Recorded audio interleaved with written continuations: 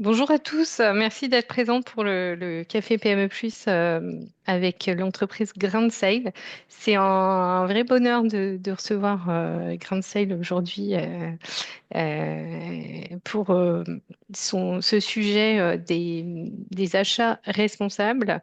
Je vais laisser l'équipe présenter l'entreprise, mais rapidement, Grand Sail est labellisé depuis novembre 2023. Elle est tournée vers la responsabilité, notamment sur sa chaîne de valeur et sur l'amont et sur l'aval, connu pour le transport maritime des marchandises à la voile. Ils vont vous expliquer tout ça. Donc, on reçoit Christine Gary, qui est responsable RSE, Morgane Berthevas, qui est responsable achat, et Stéphane Gallard, qui est responsable marketing.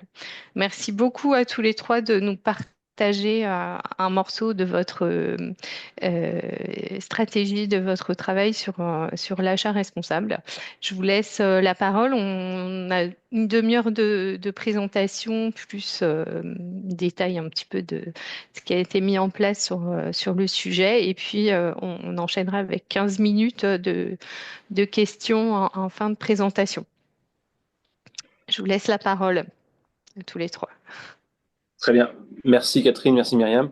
Merci pour l'invitation et c'est un plaisir de pouvoir présenter aujourd'hui aussi bien un grain de sale et puis plus particulièrement le sujet des achats responsables par rapport à un peu nos valeurs et la cohérence avec notre stratégie d'achat. Donc je vais très succinctement présenter Grain de Sale. Donc, moi je suis Stéphane Gallard, directeur marketing de Grain de Sale.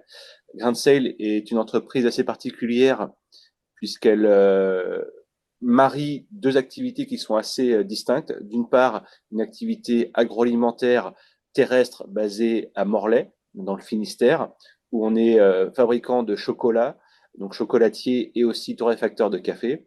Et ça, c'est associé à une activité qui est, elle, maritime, de transport. Catherine faisait allusion à un objet assez particulier dans l'entreprise qui est une flotte de voiliers cargo qui nous permet de rapatrier nos matières premières de manière décarbonée depuis l'Amérique latine et aussi de proposer des prestations de transport décarboné pour des entreprises françaises et européennes vers les marchés américains. Donc on a vraiment deux activités distinctes qui sont intégrées verticalement et l'activité maritime est elle basée à Saint-Malo, pardon. Je mentionne rapidement que l'entreprise existe depuis 2012, que on a depuis le début travaillé en collaboration avec un ESAT qui s'appelle les Genêts d'Or et dorénavant c'est une quinzaine de personnes en situation de handicap qui travaillent au quotidien dans notre usine. Et voilà pour ça. La prochaine slide, c'est juste un petit peu la chronologie. Renouvellement de poste, mais j'ai pas de politique, si vous voulez, Ouais, il y a préétablie. quelqu'un qui a Pas de son budget, on va micro dire, à moyen d'ouvert. terme sur mes besoins informatiques. Ça se fait plutôt en dépannage ou en urgence. Ouais. Merci de couper les micros.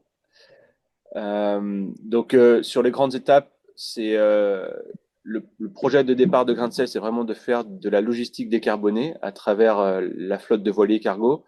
Mais pour ce faire, on a d'abord créé le fonds de commerce terrestre avec l'activité de chocolatier et de torréfaction, pour ensuite pouvoir concrétiser le projet maritime avec un premier navire en 2020 et un second qui a été lancé l'année dernière et qui a très récemment fêté ses 1 an d'opération. Donc, et un projet d'un troisième navire qui est annoncé pour dans 2 ans.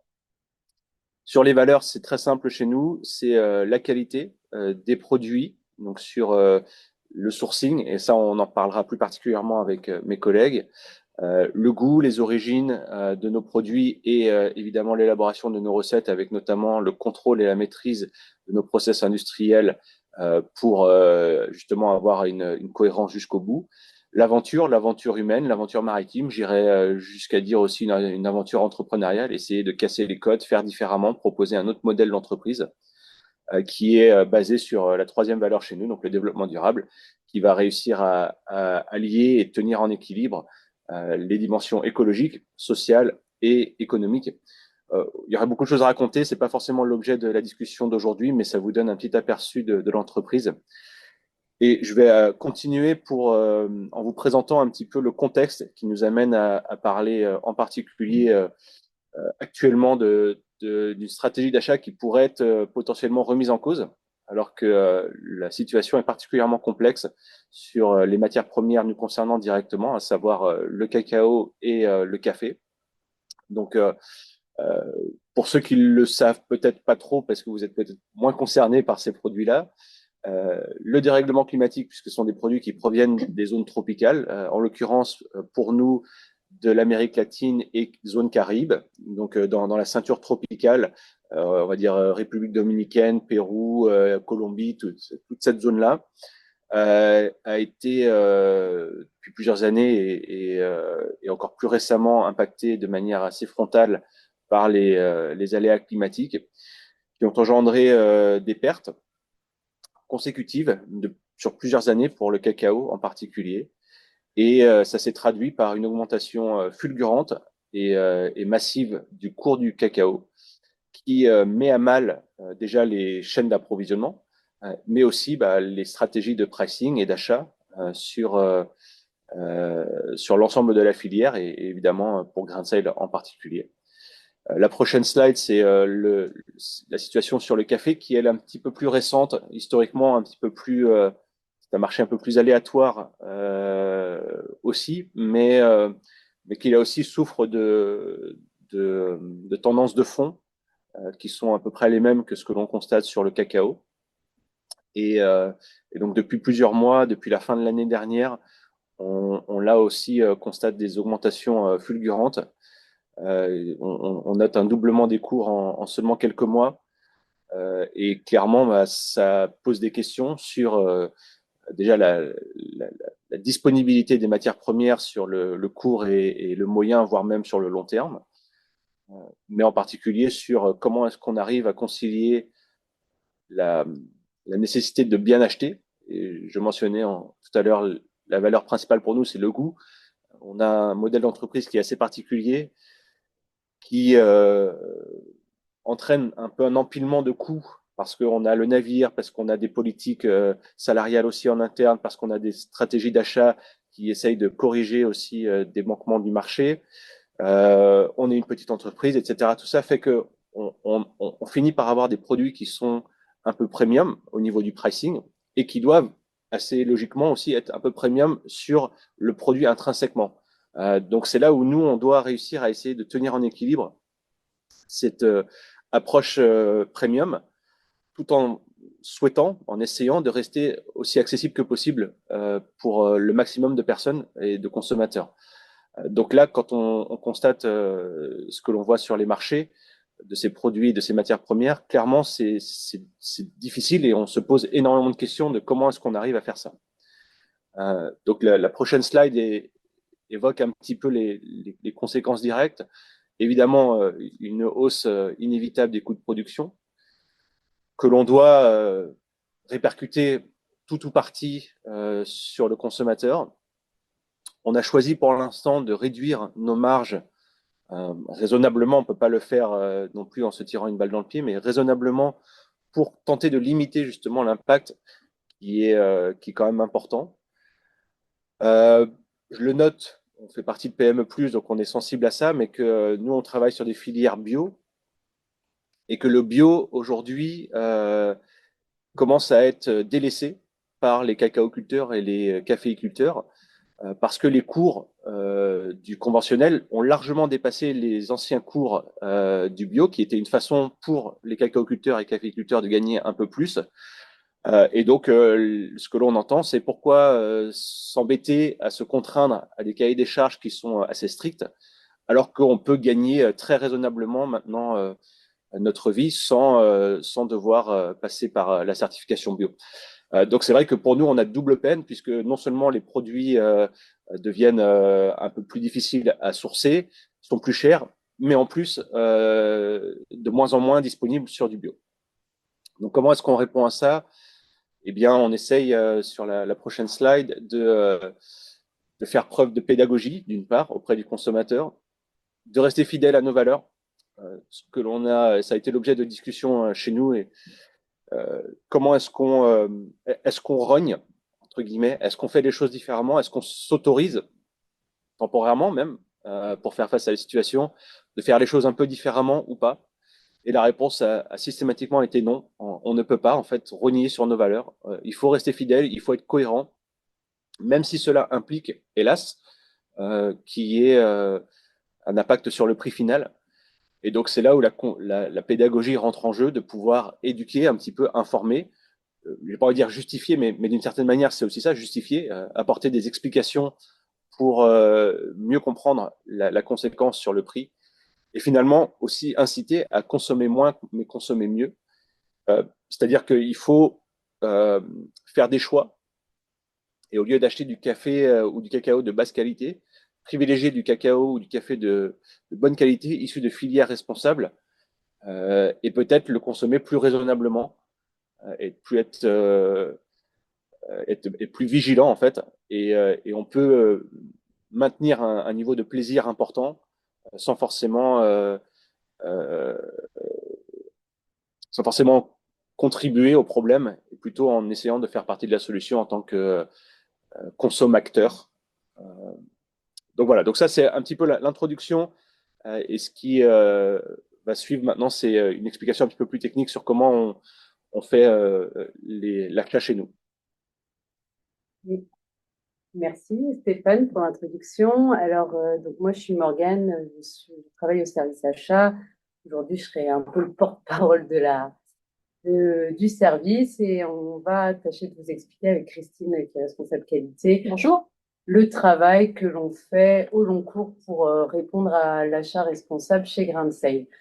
Donc, en fait, l'idée, là, c'est de vous présenter un peu quelles sont nos ressources, un peu notre boîte à outils, on va dire, pour mettre en place l'achat responsable chez Grain de Sale. Donc, que ce soit la matière première, cacao, café, mais aussi, nous, on travaille aussi sur le packaging. Donc, tout ce qui répond, en fait, aux produits Grain de Sale. Dans une deuxième partie, on évoquera un peu quels sont nos freins et quelles peuvent être nos forces dans la mise en place de ce projet qui est quand même de taille, on va dire. Et si on peut apporter quelques petits conseils, ou en tout cas ce qu'on pense être nos conseils. Et par la suite, bah voilà, les bénéfices de ce qu'est l'achat responsable et pourquoi c'est hyper important chez Grain de Sale, et pourquoi on arrive à mener la barque. Donc ici, on recense quels sont nos outils, qu'est-ce qu'on a mis en place en fait pour établir la stratégie d'achat responsable chez Grain de Sale. On va dire que ça part de la charte éthique, qui est une charte éthique qui est validée par la direction générale et qui reprend en fait tout ce qu'a pu dire Stéphane tout à l'heure, donc les piliers de Grain de Sale voilà, qui mènent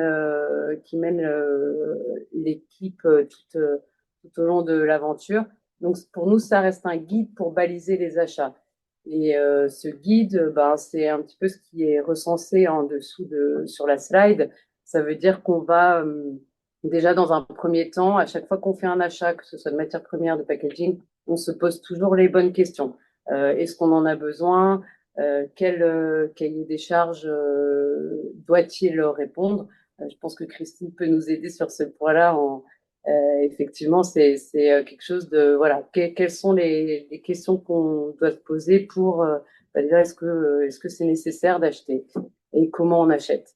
Cette analyse du besoin, du coup, elle intègre non seulement la qualité de la matière première. Stéphane en a parlé, cette notion de goût du produit qui est attendu par le consommateur, mais on va au-delà de ça, tout en intégrant des démarches RSE, comme le packaging du produit.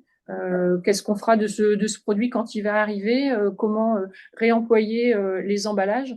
On parle beaucoup de réemploi, c'est le sujet, un sujet aussi sur 2025. Donc on intègre vraiment tout l'analyse de vie, l'analyse du cycle de vie en fait. L'achat du produit, son conditionnement, son packaging, le poids, la logistique, tout est pris en compte.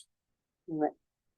Donc, à partir de là, quand on a fait cette analyse, on part sur l'étape prospection des fournisseurs. L'idée, c'est d'avoir des critères assez distincts. Donc, proximité géographique, évidemment, c'est pas possible sur tous les produits. On est d'accord, mais en tout cas, quand c'est possible, on essaye d'aller au plus proche de chez nous. Ça veut dire, on va préférer peut-être privilégier un sarrasin breton qu'un sarrasin qui vient des pays de l'Est. On va préférer privilégier un lait breton plutôt qu'un lait qui vient aussi de l'étranger. Donc, ce n'est pas uniquement la dynamique de prix qui va en tout cas diriger nos achats.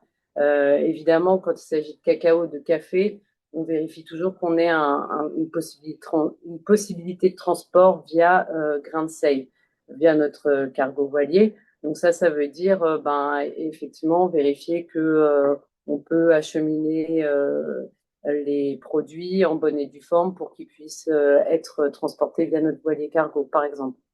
Et évidemment, le goût, ça reste un maître mot. On met jamais un produit qu'on n'a jamais validé auparavant et qui ne nous paraît pas approprié pour avoir une bonne tablette de chocolat ou un bon café. Donc une fois qu'on a prospecté ces fournisseurs avec ces critères-là, on les sélectionne. Là, on a vraiment un panel de questions. Christine en parlait tout à l'heure, mais la démarche RSE qu'ils peuvent appliquer chez eux, quel type de traçabilité ils font, la qualité du produit, c'est un peu tout ce qui englobe le cahier des charges.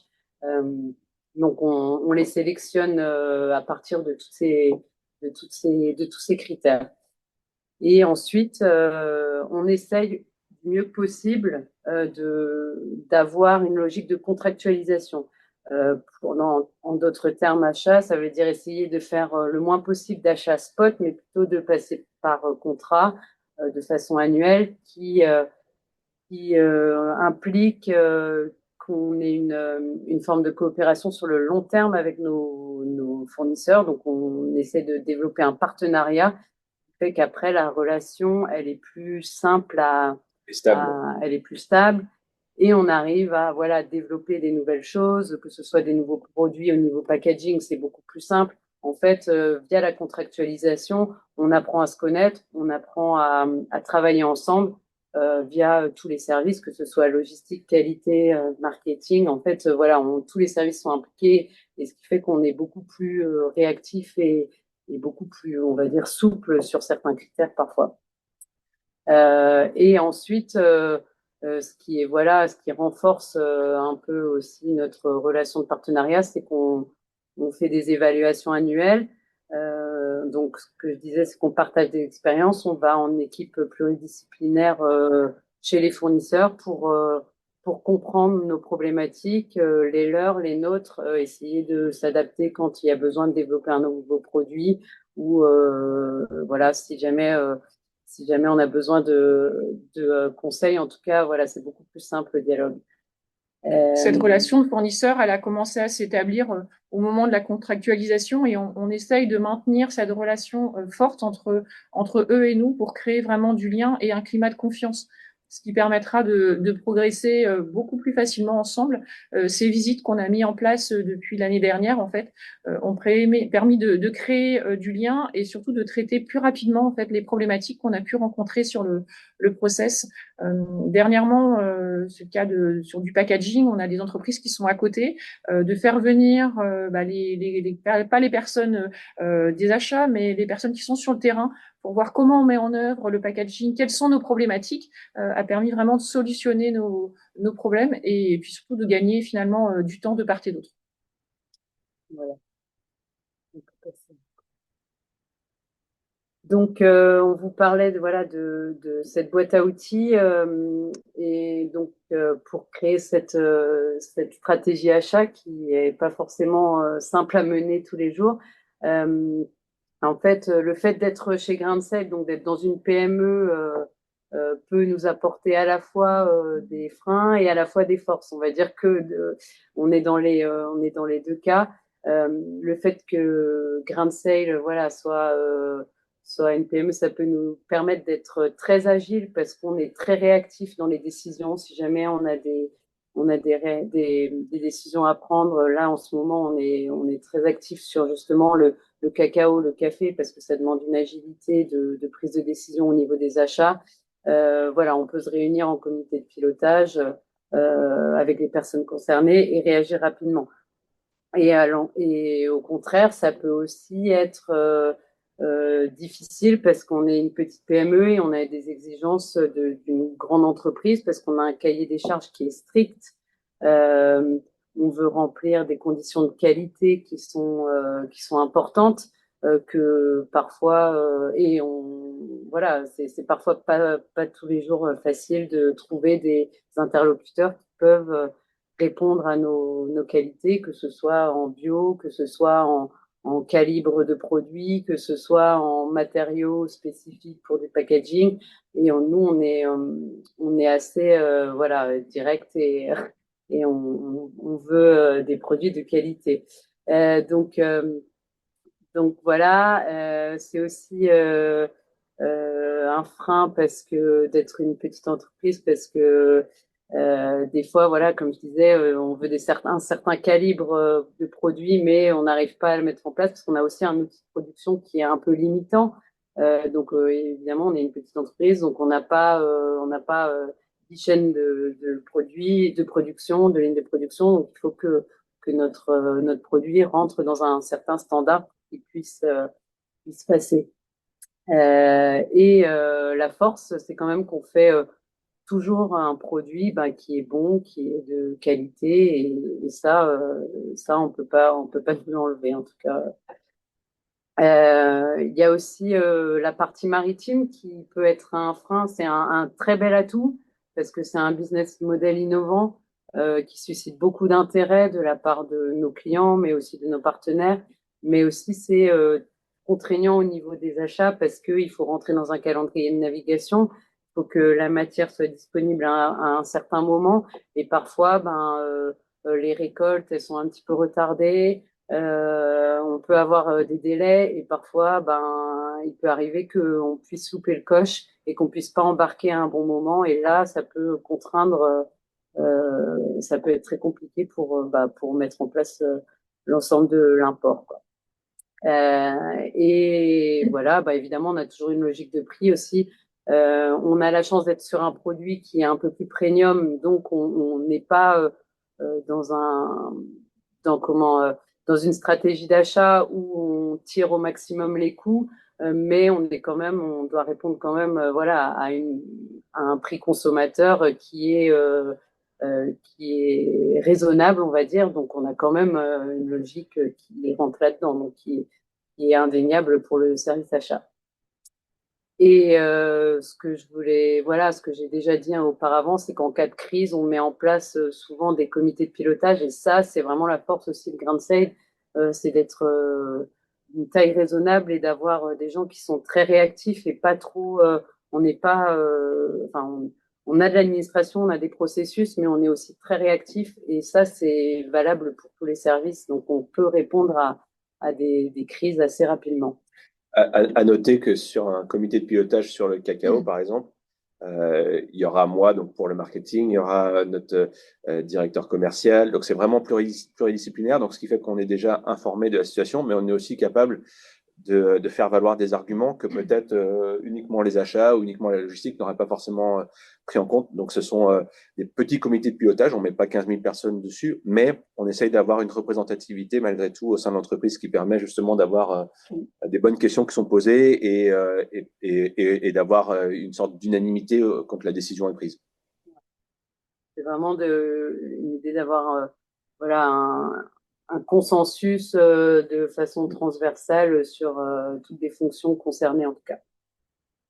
Donc, ce qu'on s'était dit avec Christine quand on a aussi travaillé sur ces slides, c'est quels sont les conseils, en fait, voilà, du suivi, de la rigueur pour mettre en place cette stratégie sur le long terme. Et là, comme Stéphane vient de le dire, de la communication rapide, rester zen et souple, un peu nos leitmotifs. Voilà, et donc pour finir, quels sont les bénéfices? En tout cas, je pense qu'on est assez unanime autour de la table et dans l'entreprise pour dire que ce qu'on apprécie chez Grain de Sale, bah, c'est l'utilisation du transport décarboné, faire un produit respectueux de l'environnement avec un bon goût. En fait, bon, là, vous pouvez voir par les photos, ça c'était lors de mon dernier voyage en Équateur. Donc, on va quand même rencontrer les producteurs. On cherche à savoir d'où vient le produit. On crée un lien vraiment unique et ce qui renforce aussi l'histoire de Grain de Sale et qui fait que c'est quand même agréable de travailler avec un produit qui est apprécié des consommateurs et que nous-mêmes on apprécie déjà dès le premier, dès le début. Donc, et voilà, et l'idée c'est aussi de rester accessible au plus grand nombre, donc de pouvoir faire profiter un peu de toute cette aventure aux yeux de tout le monde. Voilà. Donc, Et je rajouterais peut-être aussi par rapport à tout ce qu'on a dit, quand je disais au début que malgré la situation, on a décidé de rester fidèle à nos valeurs, c'est en fait assurer une certaine cohérence.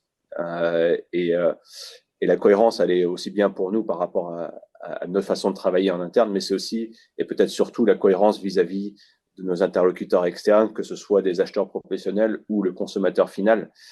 Et tout ça, ça nous apporte énormément de crédit. C'est-à-dire que quand les choses sont claires, sont lisibles, on a un crédit très positif par rapport à la marque qui en est. Et au moment où on commence à rogner sur ça, c'est vrai que ça remet en cause beaucoup de choses et nous, on veut surtout pas rentrer là-dedans. Donc oui, il y a des impacts, il y a des conséquences. On n'est pas naïf sur ça, mais on estime que sur le long terme, c'est beaucoup plus important d'être fidèle à qui on est et de travailler de manière cohérente sur l'ensemble des points, même si ça veut dire que parfois c'est compliqué.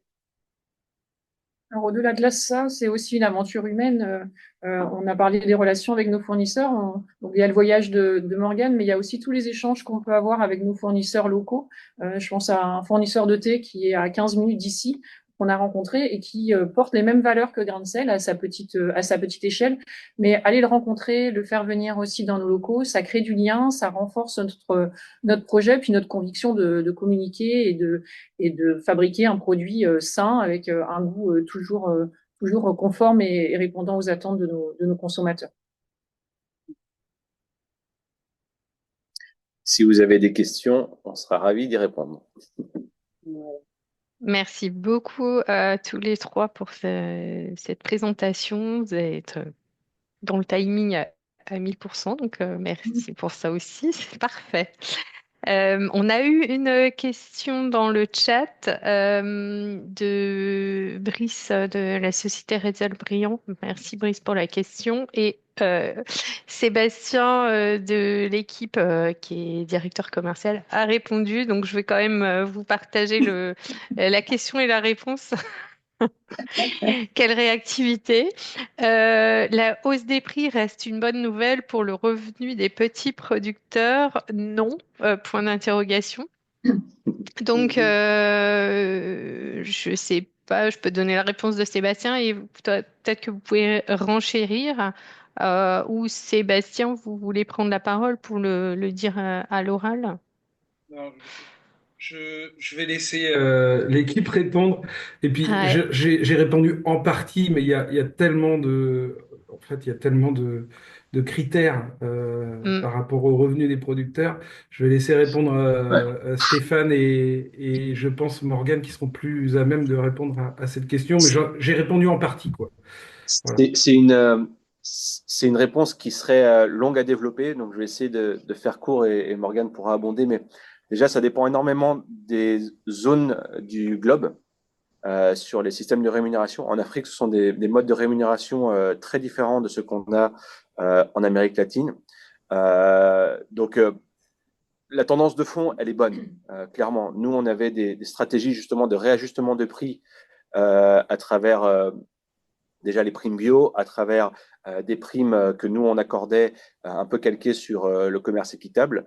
Et donc, effectivement, ça venait combler des failles de marché puisque ce sont historiquement des marchés qui sont très concentrés, avec quelques très grosses multinationales. Il y en a 6-7 dans le monde qui font peut-être 80% des achats de cacao dans le monde.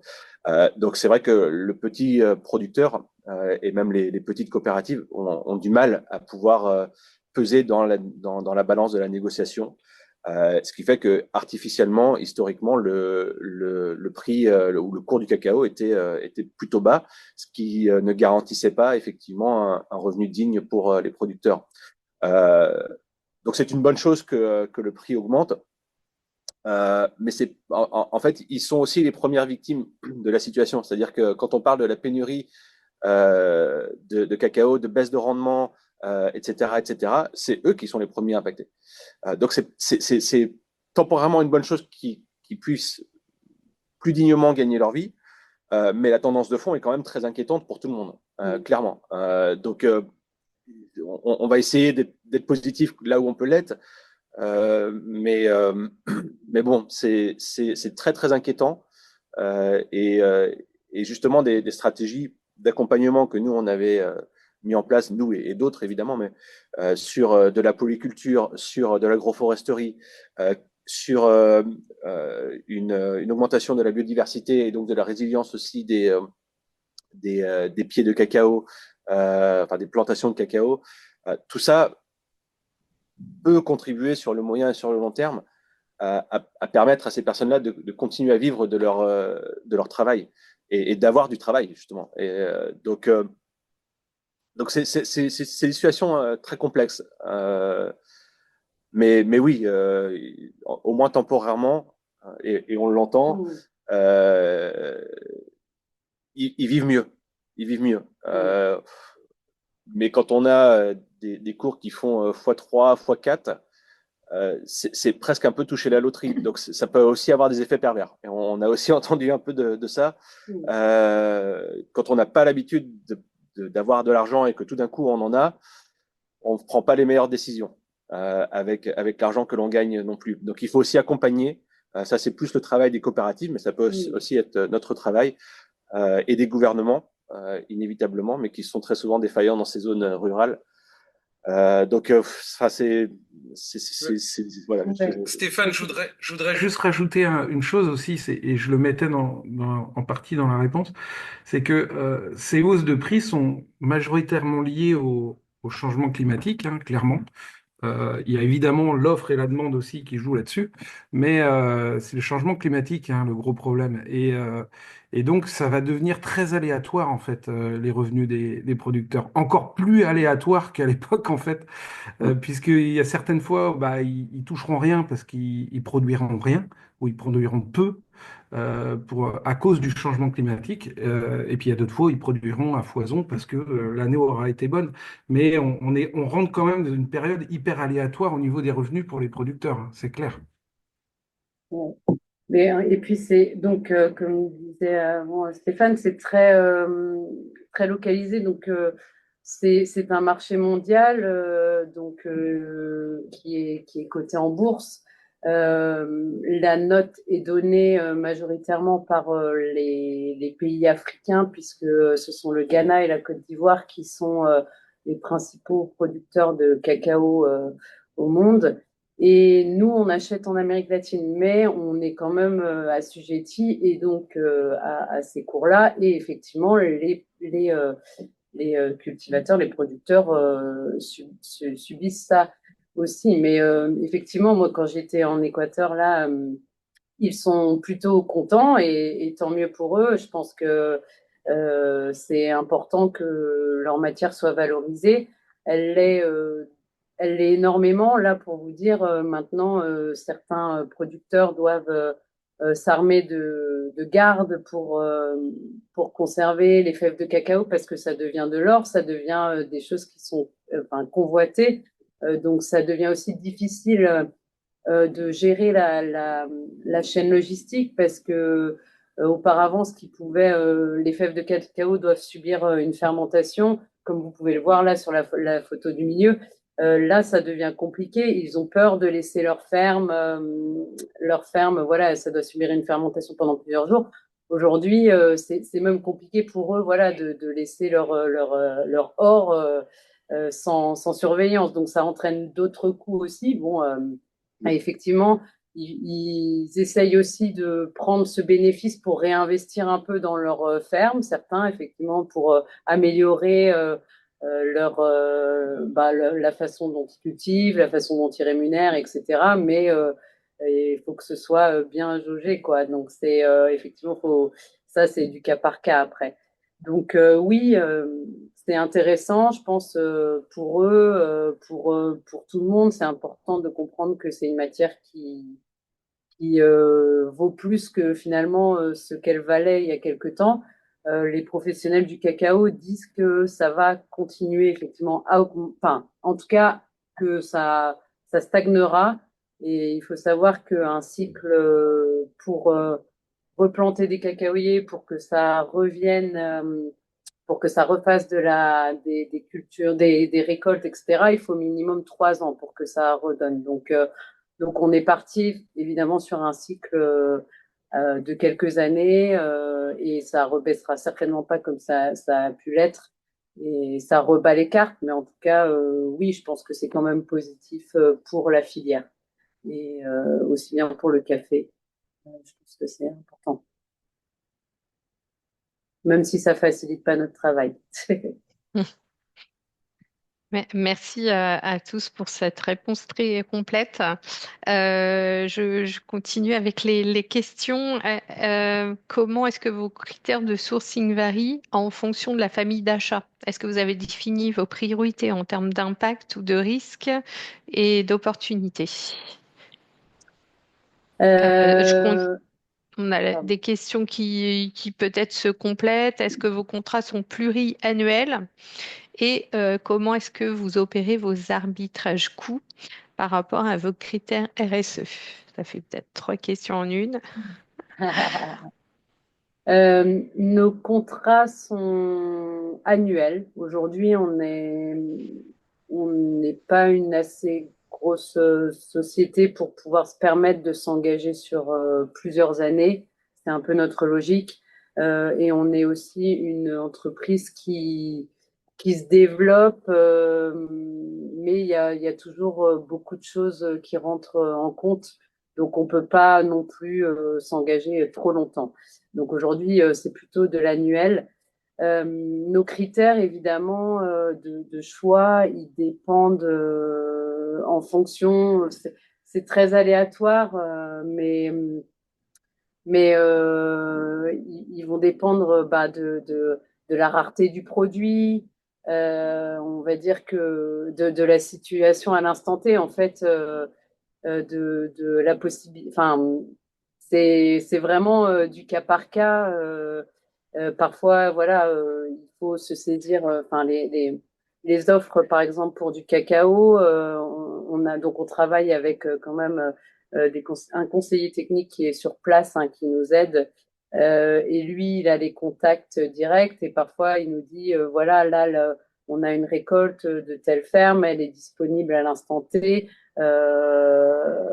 Il faut la saisir ou il faut pas la saisir. En fait, il y a des critères de timing parfois qu'il faut respecter. Donc, on va dire la rareté du produit, le temps et puis aussi le goût. On a pu faire des essais, par exemple, sur des framboises pour notre tablette framboise. On a essayé des framboises de Pologne, de Serbie, de différentes régions.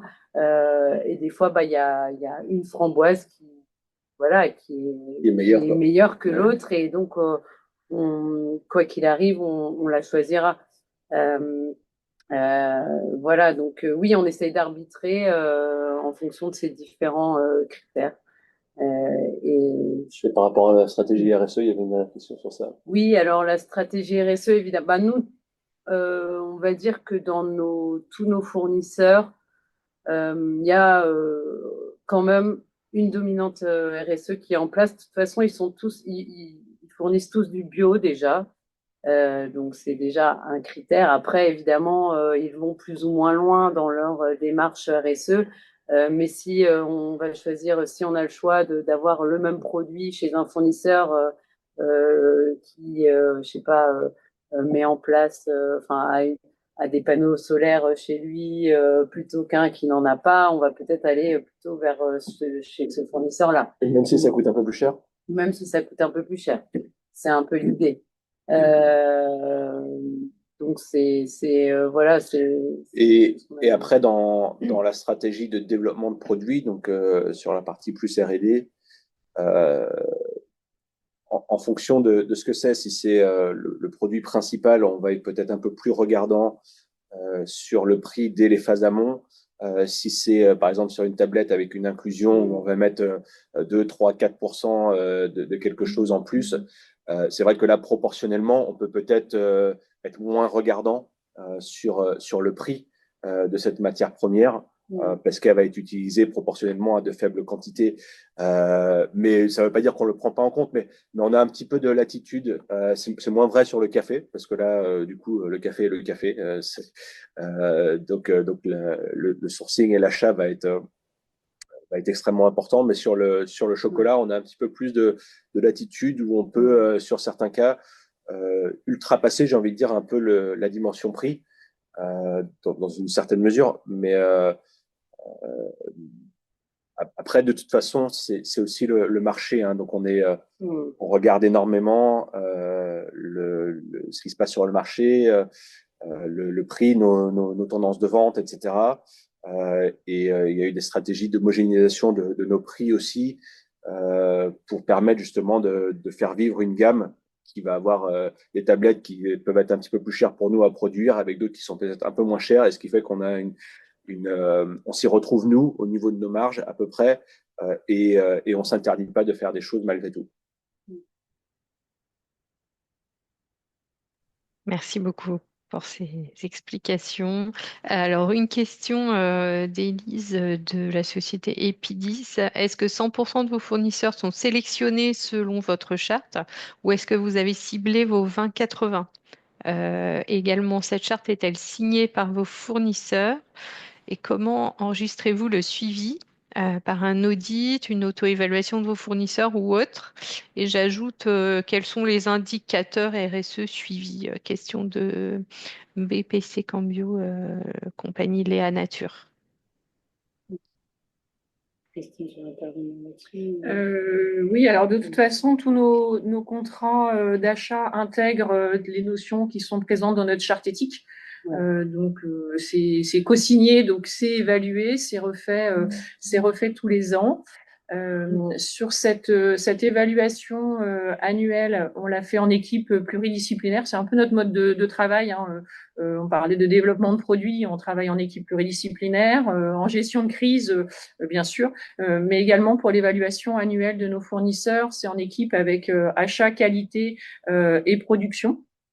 On fait le point une fois par an en intégrant le nombre de réclamations, la satisfaction. La production, on intègre parce que là, du coup, on va prendre en compte les problématiques qu'on aura pu rencontrer avec le fournisseur sur l'année. Donc, peut-être une irrégularité de la matière. On a parlé des inclusions, mais une irrégularité, des problématiques de poids, des problèmes de conditionnement peut-être. Et puis, au niveau du service des achats, bah, ça va être la qualité attendue, le retard dans la livraison, la relation aussi avec le fournisseur. Donc tout ça, c'est des données qu'on analyse et qu'on évalue une fois par an et qu'on communique aux fournisseurs. Donc, cette année, en début d'année, c'était la première fois qu'on recommuniquait nos évaluations avec une certaine appréhension d'envoyer finalement un compte rendu à un fournisseur en disant ben, finalement on n'est pas très satisfait de ce point-là, de ce point-là. Et puis, en fait, ça a été très bien reçu et au contraire, ça a renforcé encore nos échanges et puis ce climat de confiance dont je parlais au début. Merci pour la réponse complète. Alors, les indicateurs RSE, bon, je pense que ça rejoint l'évaluation, mais est-ce qu'il y a d'autres indicateurs RSE suivis sur les fournisseurs ou l'achat en général, l'achat responsable? Sur les fournisseurs, ce qu'on va faire, c'est on va les questionner une fois par an en leur demandant s'ils ont des démarches RSE de leur côté, s'ils ont prévu des certifications ou des déploiements de mesures, en fait.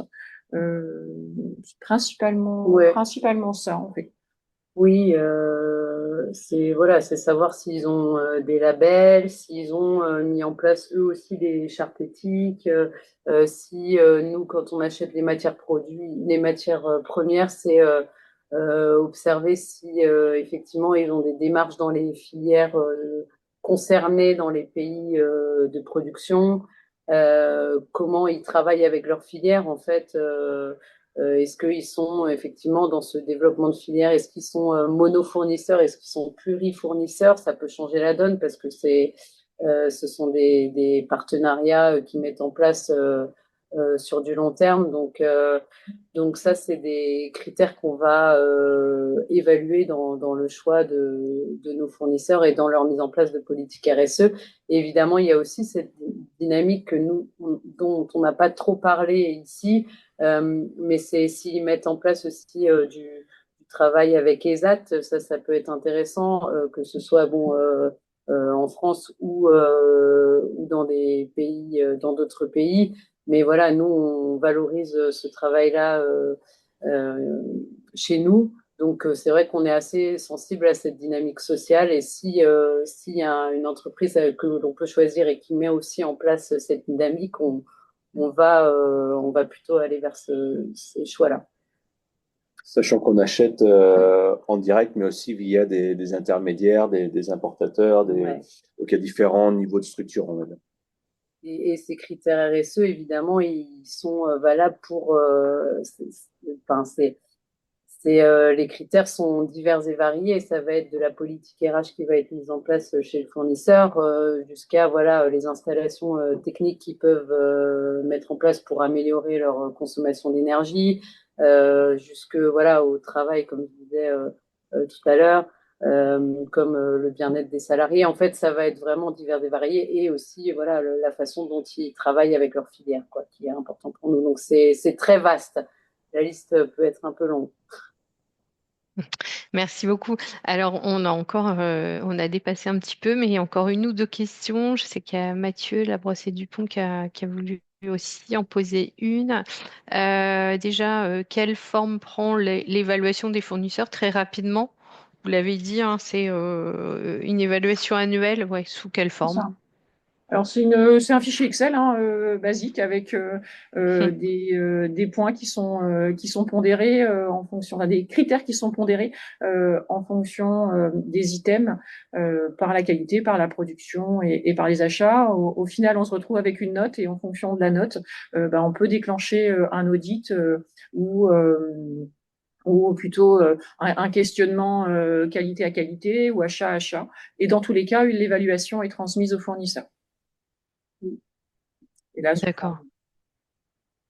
Morgane, peut-être, ouais. Je sais pas.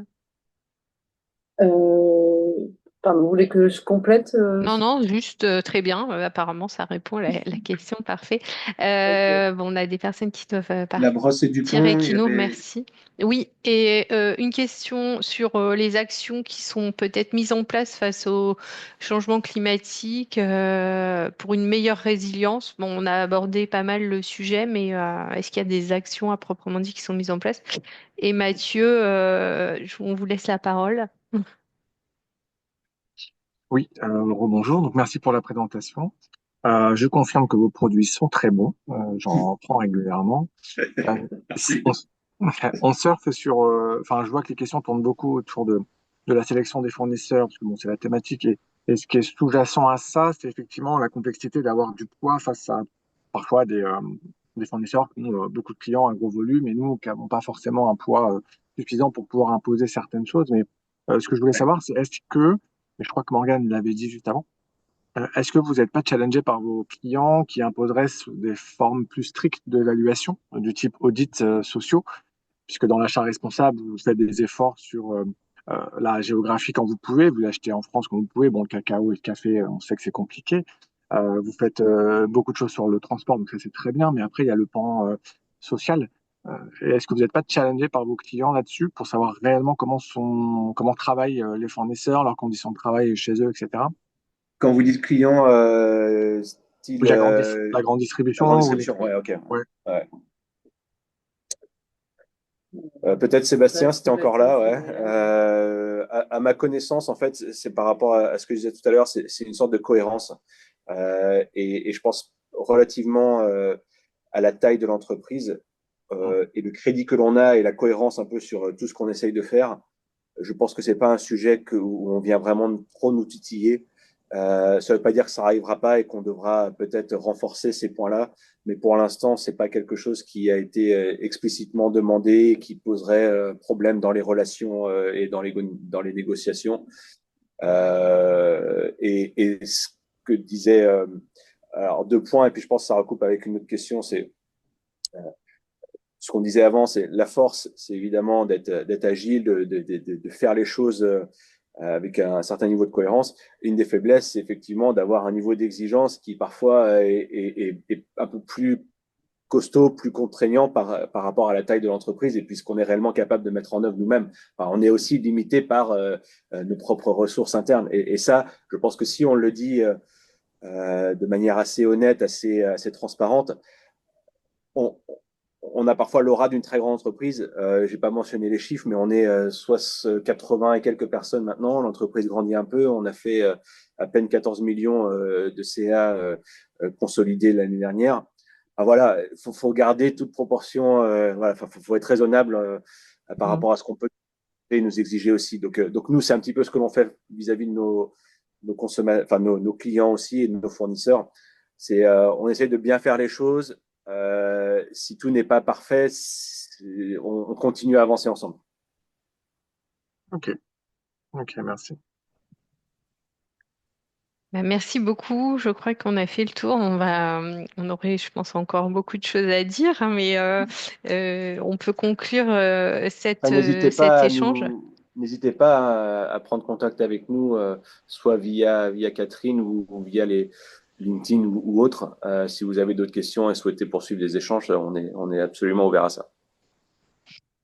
Alors, un grand merci pour le partage inspirant. On ne peut pas s'empêcher de faire une comparaison avec le monde maritime, hein. En fait, une bonne lecture de la cartographie, une bonne connaissance des problématiques pour tenir la barre et ça vous permet que l'entreprise avec ce business model fonctionne, mais c'est pas sans un travail de fond et un cadrage. C'était vraiment un plaisir de vous recevoir aujourd'hui pour ce Café PME+. Un grand merci à tous les trois. Merci à tous les participants au chat et à la présentation. Je crois qu'on était un peu plus de 40. Enfin, on n'a pas toujours ces scores, donc c'était vraiment, c'est que le sujet a intéressé. Euh, et puis on reste en contact pour le partage de la présentation et des questions éventuelles par la suite, par mail ou par euh, euh, par téléphone. Je précise que je suis à l'écoute de sujets pour les prochains cafés PME+, pour ceux qui sont disponibles et disposés à partager une bonne pratique. Donc avec plaisir pour en échanger. Et ce webinaire va être mis en ligne dans l'espace partagé labellisé pour vous, pour ceux qui n'ont pas pu le consulter, ou en tout cas si vous voulez vous inspirer d'autres sujets, n'hésitez pas. Donc très bonne journée à tous et encore merci beaucoup. Merci à Merci. tous. Merci. Au revoir. Au revoir. Merci, au revoir.